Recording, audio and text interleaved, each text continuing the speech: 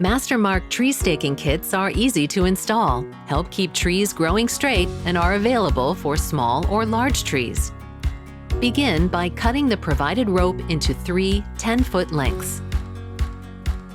Position the stakes equally from each other around the tree, approximately 3 to 4 feet from the trunk.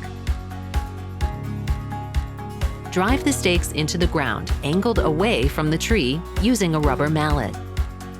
Slide the 3 protective plastic sleeves provided over each length of rope.